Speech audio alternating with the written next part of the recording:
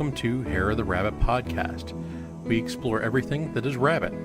We look at different rabbit breeds, history, superstition, pop culture, news, and more. I would like to thank you for joining me today, your host, Jeff Hittinger. I'm not an expert, I'm just curious about learning more about rabbits, just like you. Halloween and rabbits.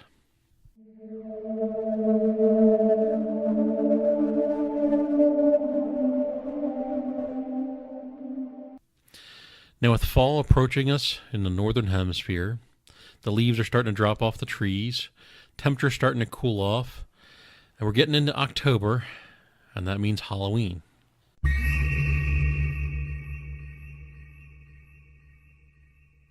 You hear tales of ghosts, witches, vampires, monsters, and other assorted scary icons, but none is more terrifying than a bunny rabbit.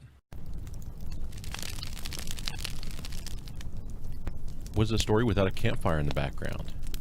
A folktale is a story originated in popular culture, typically passed on by word of mouth. In many tales, Rabbit is a trickster character in folktales of African, African American, and Native American culture. Rabbit is the consummate trickster who typically matches wits with a character whom he tries to best.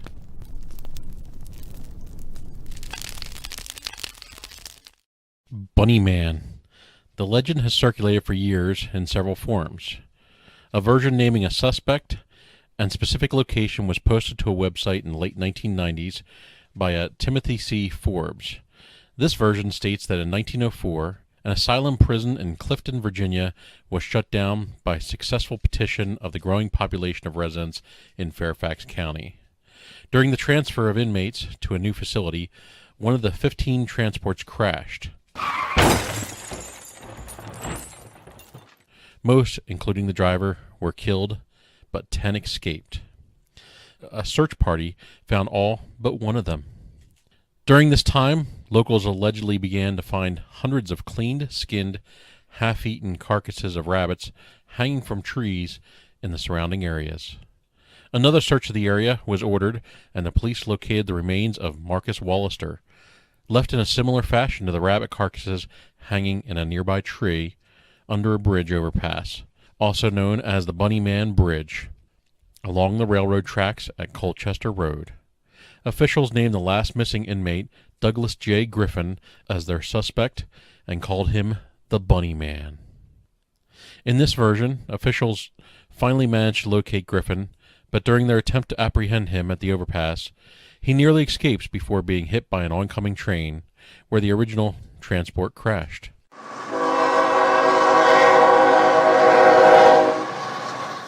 They said after the train passed, the police heard laughter coming from the site. It was eventually revealed that Griffin was institutionalized for killing his family and children on Easter Sunday.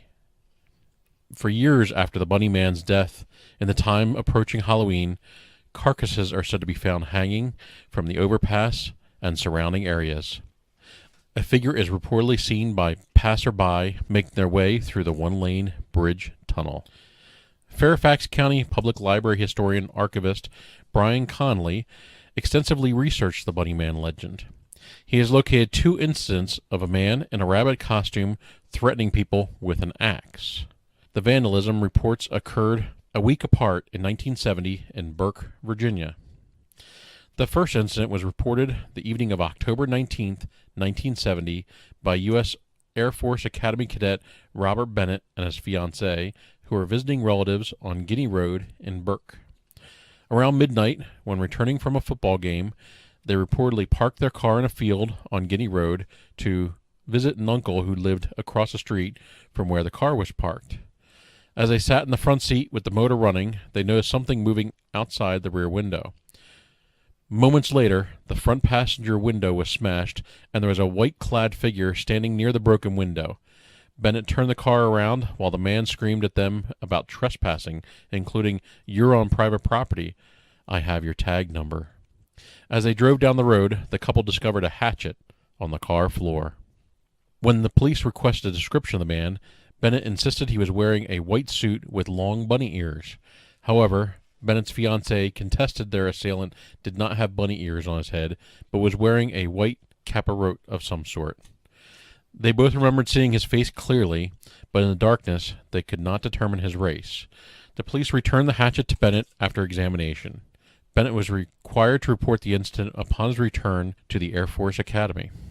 In the second reported sighting, which occurred on the evening of October 29, 1970, construction security guard Paul Phillips approached a man standing on the porch of an unfinished home in Kings Park, west of Guinea Road. Phillips said the man was wearing a gray, black and white bunny costume and was about 20 years old, 5 foot 8 inches tall, and weighing about 175 pounds. So that's 1.73 meters and 79 kilograms. The man began chopping at the porch post with a long-handled axe, saying, "All you people trespass around here. If you don't get out of here, I'm going to bust you on the head." The Fairfax County Police opened investigations into both incidents, but both were eventually closed for lack of evidence.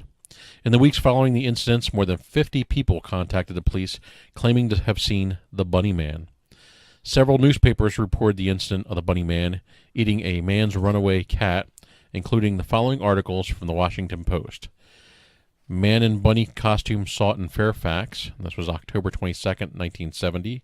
The Rabbit Reapers, October 31st, 1970. Bunny Man seen, November 4th, 1970. Bunny reports are multiplying, November 6th, 1970. So remember, kids, watch out for the man in the bunny suit.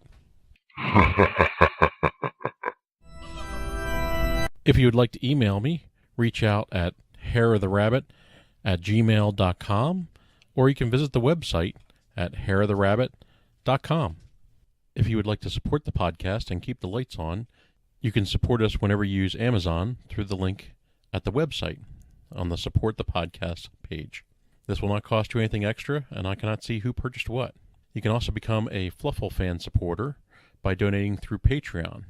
And again, there's a link at the hareoftherabbitpodcast.com.